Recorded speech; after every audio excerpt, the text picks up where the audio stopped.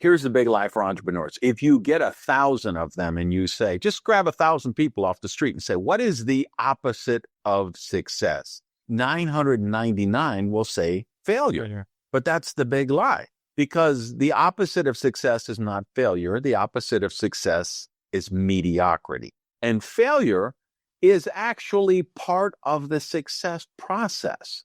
It's inherent in the DNA of success that we will attempt things and fail, that we will make mistakes, that we will modify based on those mistakes, that we will learn from those mistakes. We use them as stepping stones to develop character, to learn new skills, to change our approach. And some of the case studies I'm looking at in the book, whether it's Steve Jobs at Apple or Richard Branson, or look at people who have done some pretty extraordinary things, and you see a lot of failure along the way, a lot of risk. My last book was called Risky is the New Safe, because I really believe that the companies and the organizations and the people that play it safe right now, those are the ones that are going to get run over, because that's the riskiest thing you can do. Because we're now entering what I believe this next decade is going to be the most tumultuous decade in the course of human history. There will be more breakthrough changes that take place in the next decade than at any time because of the accelerated level of growth. We will see the advent of human cloning during this next decade. And we could argue and debate the moral and ethical ramifications of that for decades, and we probably will. But 150 countries could sign a treaty tomorrow to say, okay, we're not going to allow human cloning.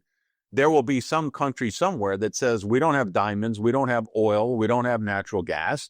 We'll be the cloning country. And if they can offer North Korea 5 million cloned soldiers, North Korea might just want to make that offer, right?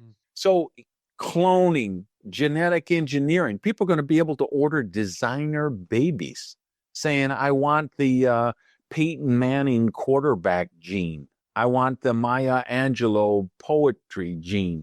I mean, with transplants, 3D printing, where social media changes the business landscape, where mobile will change how we buy, how we sell, how we communicate, how we train, how we eat, how we're entertained, how we do everything, right? It blows up branding forever.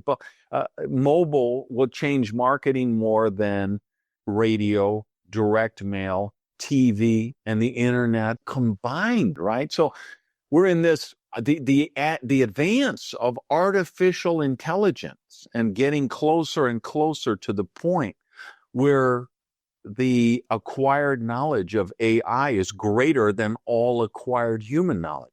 When that happens, that'll be the single biggest event in the course of human history.